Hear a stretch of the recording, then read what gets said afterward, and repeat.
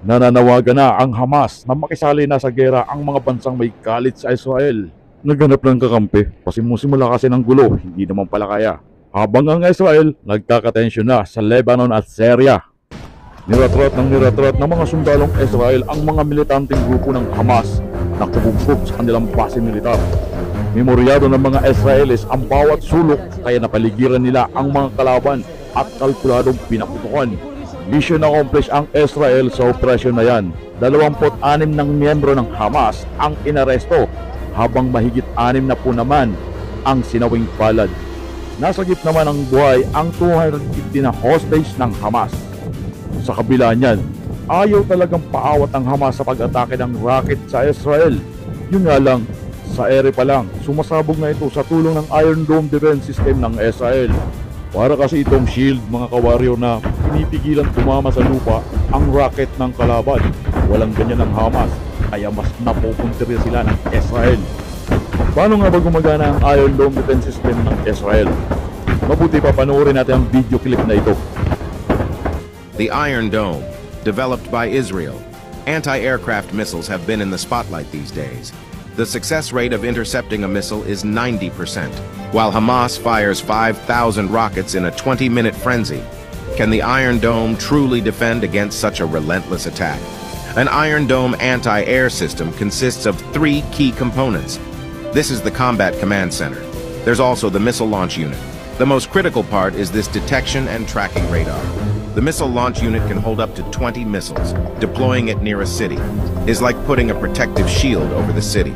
The Combat Command Center is responsible for intercepting incoming orders. Attacks are only initiated when rockets enter a designated range. This small interceptor missile, surprisingly, can cover a range of 70 kilometers, even though it's only 2.8 meters tall and weighs only 90 kilograms.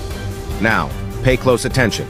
Here's the key point. When multiple enemy missiles are fired at the target city, the Iron Dome defense system activates.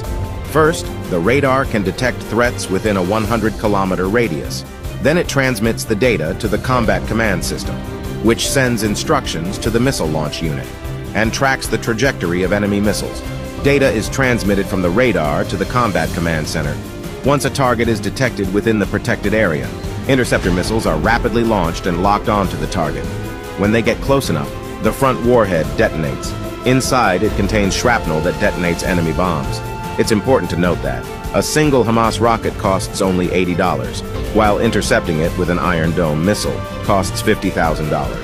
That's a significant difference in interception costs. Grabe, napaka-high-tech talaga ng sariling invention ng Israel. Kita nyo naman mga kawaryero, hindi pa nga tumatama sa lupa ang missile. Sumasabog na ito sa ere pa lang. Ang problema dito, nadadamay sa gera ang nasa 1 milyong sibilyan na nasa Gaza. Kaya naman nagbigay ng ultimatum ang Israel na sa loob ng 24 na oras, dapat umalis na sa Gaza City ang mga sibilyan bago atakehin ang Hamas. Panawagan naman ang leader ng Hamas sa kanilang mga kapitbahay na bansa na sumali na sa gera at sama-sama nilang talunin ang Israel. So, yung ikaw nagsimula ng gulo tapos nagtawag ka ng tropa mo. Kaya yung mga umiidolo at sumusuporta sa grupo ng Hamas, sos, ewan ko na lang sa inyo. Hindi porke kalahi o karelihiyon mo, susuportahan mo na kahit mali-mali na ang ginagawa. Sa ngayon, nagkaroon na rin ng tensyon sa border ng Israel at Lebanon. Ayon sa isang news report, tinira na rin ng missile ng Israel ang 2 airport sa Syria. At kasabay niyan, muling nagpahayag ng suporta sa Israel ang Amerika at Canada. Yari kayo, hindi talaga mga kawarrior nalalayong magkaroon ng World War III dahil sinimula ng Hamas na ito. Nagbanta pa naman ang Amerika na kung sino man ang kikilos para palalain ang sitwasyon ay mananagot.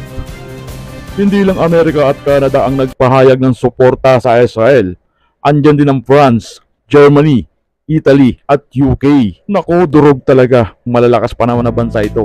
Kaya ipanalangin na lang natin mga kawarrior na huminto na ang tensyon sa 2 bansa na ito at nang hindi na lumaki pa ang gulo. At siguro dito na rin matatapos ang video natin na ito. At dahil nakarating ka sa dulo ng video na ito, dapat lang nabigyan kita ng maraming salamat kawarrior. Hanggang sa muli at ingat kayong lagi. Peace out!